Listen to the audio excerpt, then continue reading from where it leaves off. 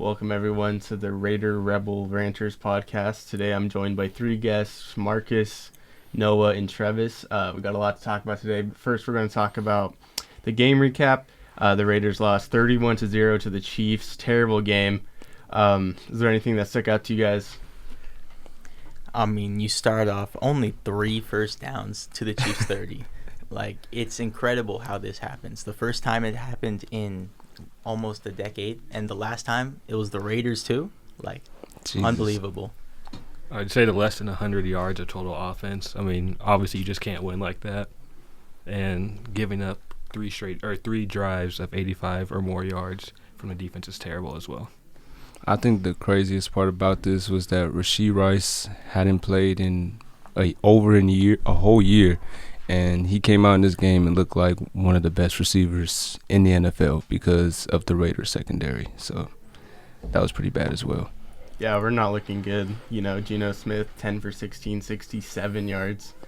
Genty, 6 carries on 21 yards. It's not the performance we were looking for. It was a rough game. Jackson Power Johnson got benched third quarter. Kind of looking like the scapegoat for the Raiders. I don't know what's going on there. But yeah, terrible game, forgettable. But right now we're going to move on to our player grades for the midseason. We're going to start with Geno Smith. Personally, I would give him a D rating. It would be F, but I'll give him some grace. The offensive line has just been terrible. It seems like every snap he's under pressure, taking a sack. But yeah, 10 interceptions on the season, right? Just not something you want to see from our quarterback. We're paying so much. He didn't throw one last game, though. Yeah, you look on the bright side. On the bright side, no interception.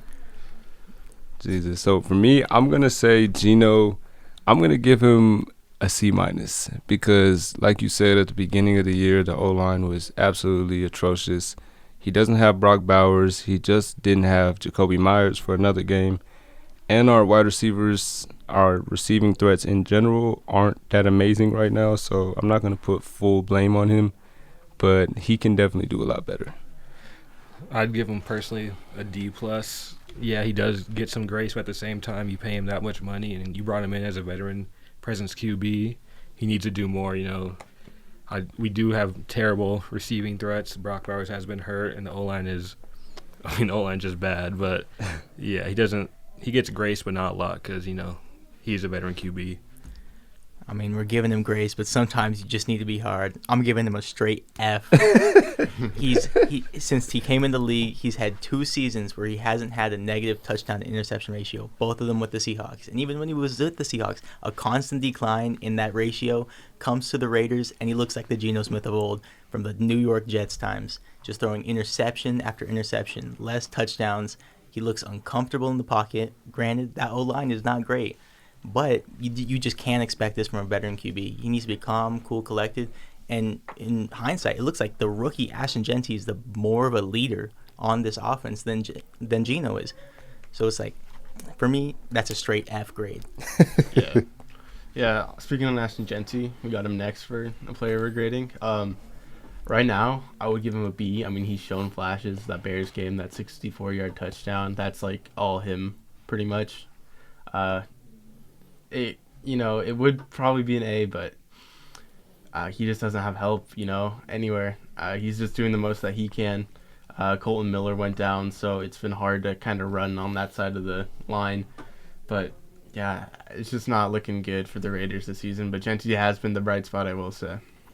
Yeah, I'm going to say, so in the beginning of the season, I would have gave Genty probably a C. And most recently, probably give him an A, even though he's not proving it right now. He's not getting the stats. But in the beginning of the season, he was not pass blocking, at all. He was just a vulnerable liability out there. So you have to give him a little something there. So I'm going to give him a B-. I'd give him a B- as well. Some of it falls on play calling by Chip Kelly. I just don't think he's put him in the right positions.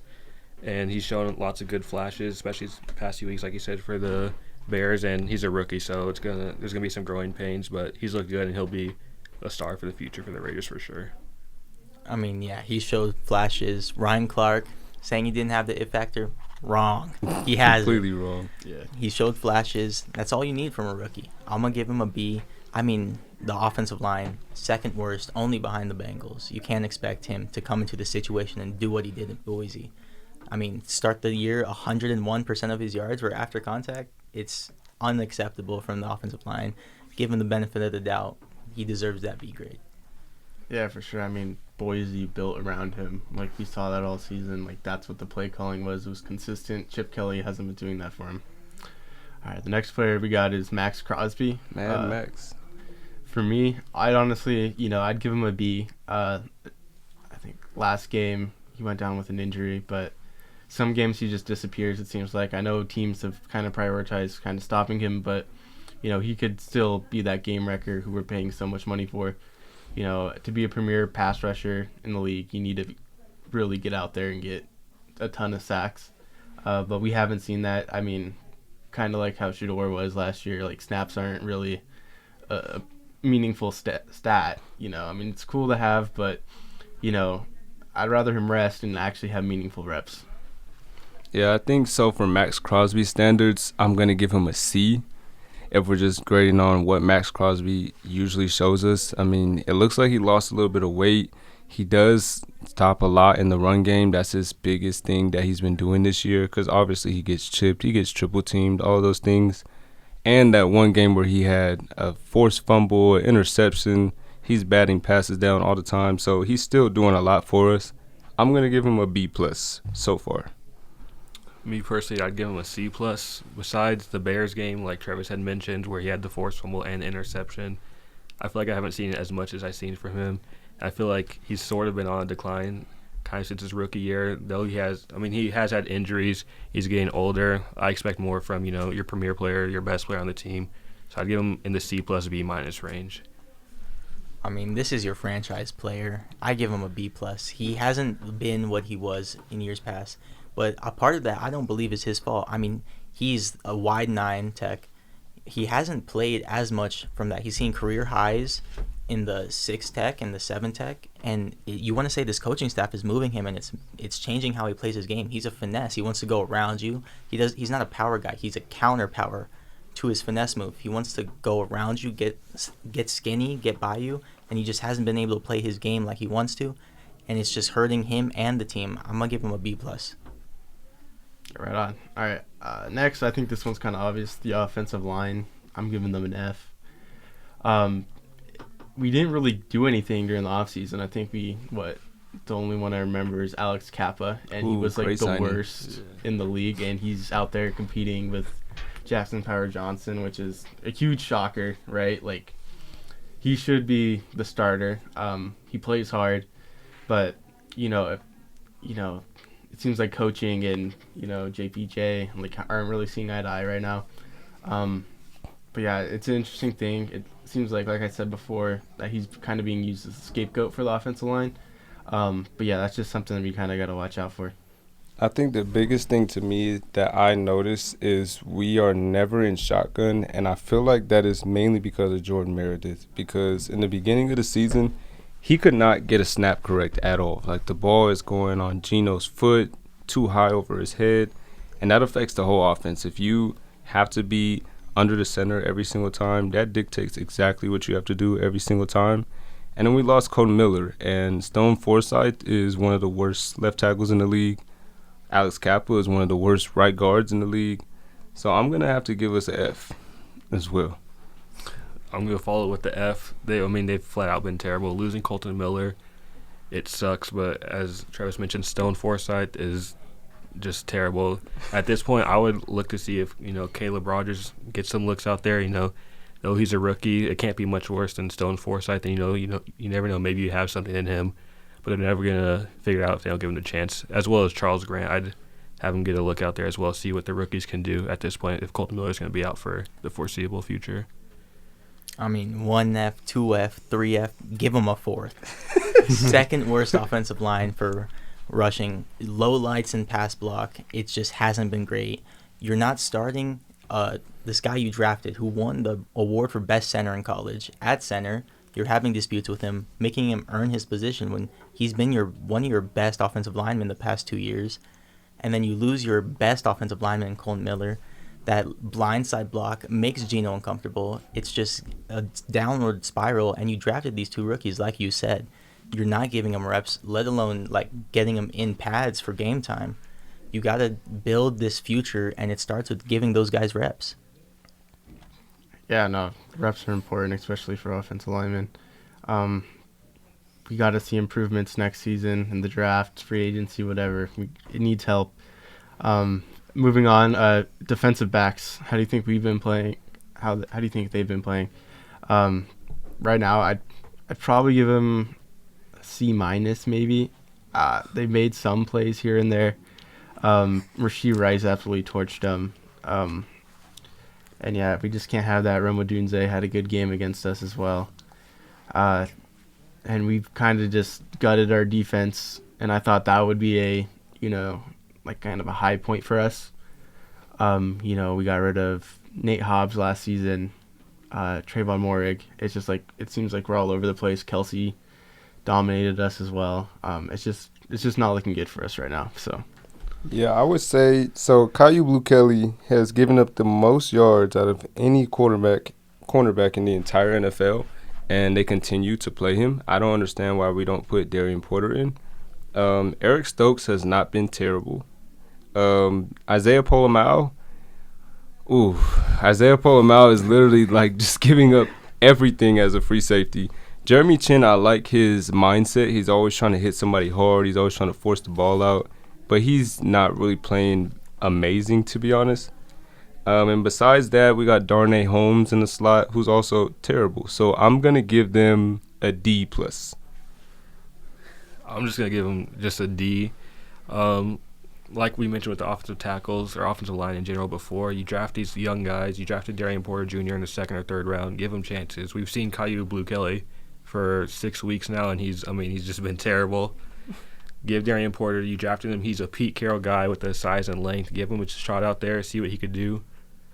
And, yeah, the secondary is bad, and they just deserve a D. I mean, this secondary has been disgusting, honestly.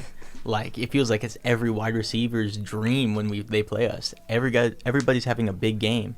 I mean, you saw Keishon Butte in the first week, and then you saw Rome Odunze and then Rashee Rice, and, I mean, honestly, toss in that entire Chiefs receiving core. I mean, they deserve a D. It just hasn't been great. I mean, look what they did in Seattle with guys like Devin Witherspoon and Tariq Woolen. I mean, these big length guys who are fast and athletes. This is like the Al Davis drafting.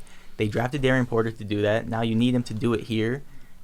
Have that and build something for the future. This season is so close to just ending in week 10. You just got to build for the future and hope you can start something new in this peak era. Yeah. Things have got to change. We got to be aggressive in free agency, make the right picks. It's going to be a rough season for us. But yeah, on that note, we're going to talk about our season outlook. We have 10 games left. We're going to be playing Jacksonville, the Broncos, Cowboys, Browns, Chargers, Broncos again, Eagles, Texans, Giants, and Chiefs. So we're just going to predict kind of our record to end the season. I'll go first. I think, if we're hopeful, 1-9 to finish the season. That's what we want. We want a good draft pick. I think our win will come against probably either the Browns or Jacksonville.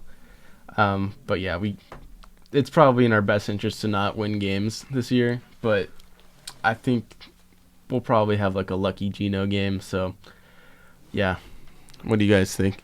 I'm going to tell you this right now. This happens every single year, and this is why we do not have a franchise quarterback, and I don't know if we will ever get a franchise quarterback because we are 2-5 right now, and I'm telling you right now, we're going to find a way to beat the Chargers, beat the Broncos, or beat the Chiefs, and beat the Giants, or maybe beat the Chiefs in our last game as well.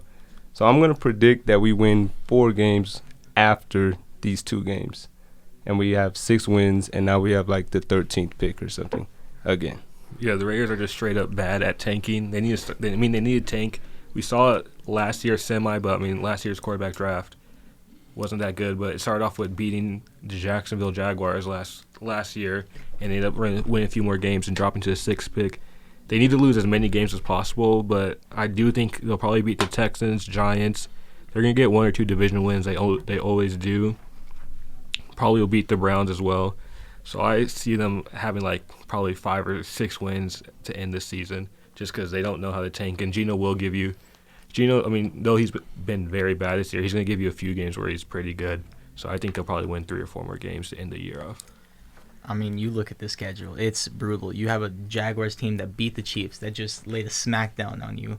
You have multiple division games. The Cowboys, who just are an offensive powerhouse. Your defense is going to have a nightmare stopping them. A Browns team that can shut down an offense like they did to the Packers.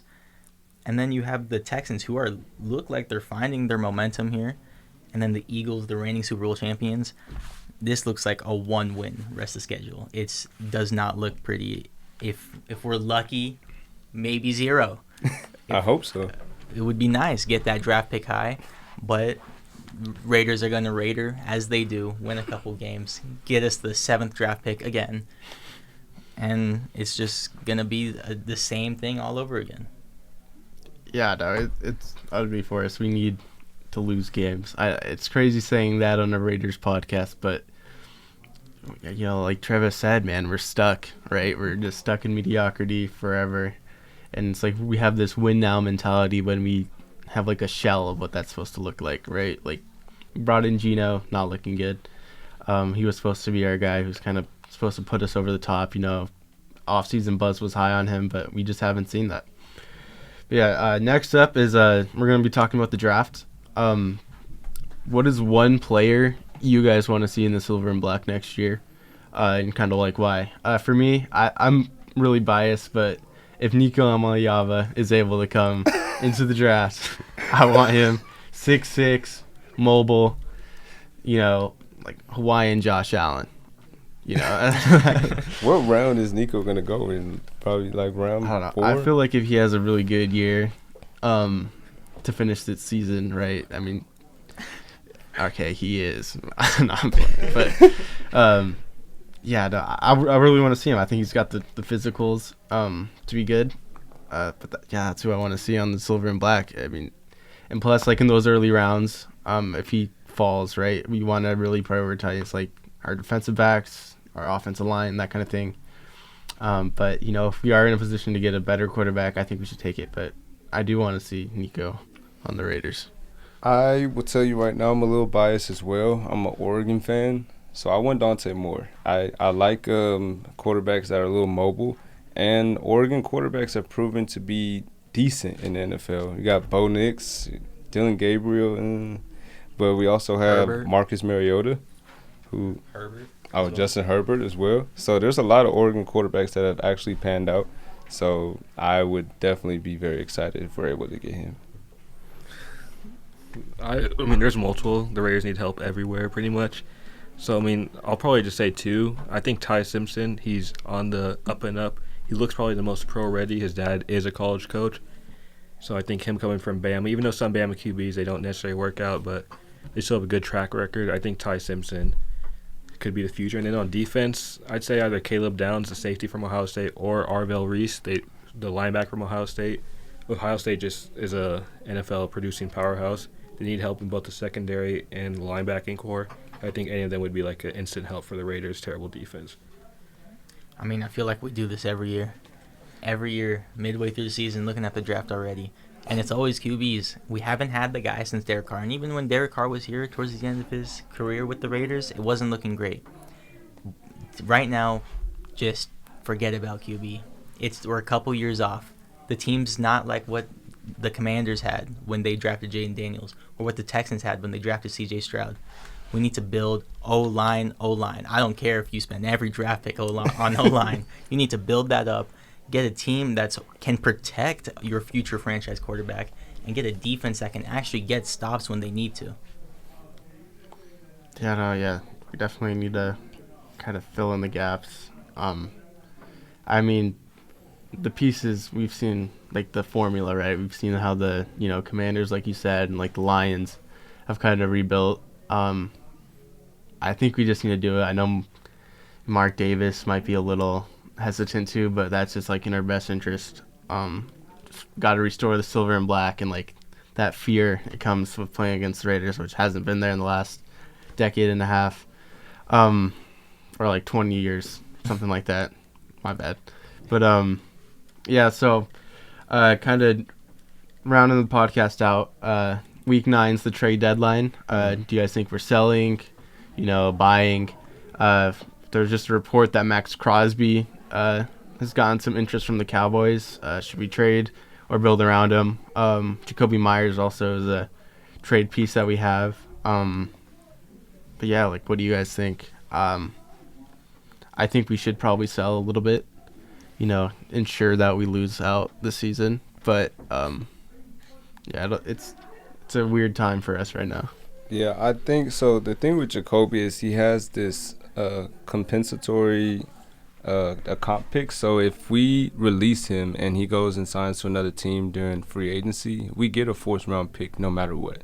So it's very difficult to trade him because you have to get at least a 3rd round pick or it makes no sense. So him is going to be a little difficult. I wouldn't mind them getting rid of him though, because I have him on my fantasy team and he's not doing anything. So that's completely fine. Max Crosby, I just don't think you can trade him because Raider fans, we're gonna lose all Raider Nation. They're not gonna watch the games anymore. They're not gonna respect the Raiders because he's more than just a player. He's literally everything to this team. So you can't trade Max Crosby. Yeah. I don't think they'll trade Jacoby Myers. I feel like he has little to no value. Like Travis said, they could get a 4th round pick if they cut him and he leaves in free agency.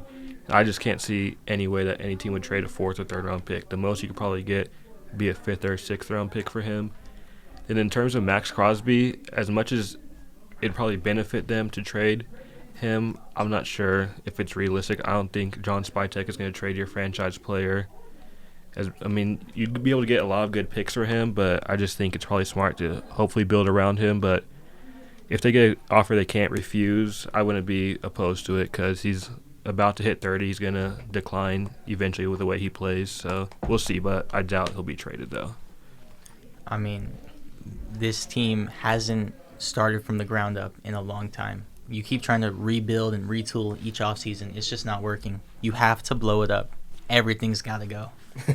Max Crosby is the heart of this team, but you could probably get more for what Max Crosby is than what the Cowboys got for Micah Parsons because they traded the player and they traded cap space. With Crosby, you're just trading that player because you're going to take some of that penalty for his signing bonus. You could probably get, if someone comes to you with 3 first-round picks, it would hurt to see him go. It would absolutely hurt. To that? But that is a future that you can really build around. Last time we saw that, built up to the Raiders 2020 team. That was the Josh Jacobs, the 3 first-round picks. They didn't hit on all of them. It was really just Josh Jacobs. But you can build something with that future, and that's what you need with this team. Yeah. Can you imagine if we got Devin White instead of Cleveland Ferrell or Derwin James instead of Cleveland Ferrell? Or even trade 2 of those. Josh Hines-Allen maybe even. Yeah. I think Nick Bosa was around there too, right? Yeah, he was taken before him and Quinnen Williams. Yeah. Trade 2 first-round picks, go up 1 pick, and you get this incredible defensive lineman. Yeah. Top and bottom, the Raiders. We got to change. I mean, that goes without being said. But, yeah, but that's it for today's podcast. I hope you guys enjoyed. Stay tuned for some other ones. Later.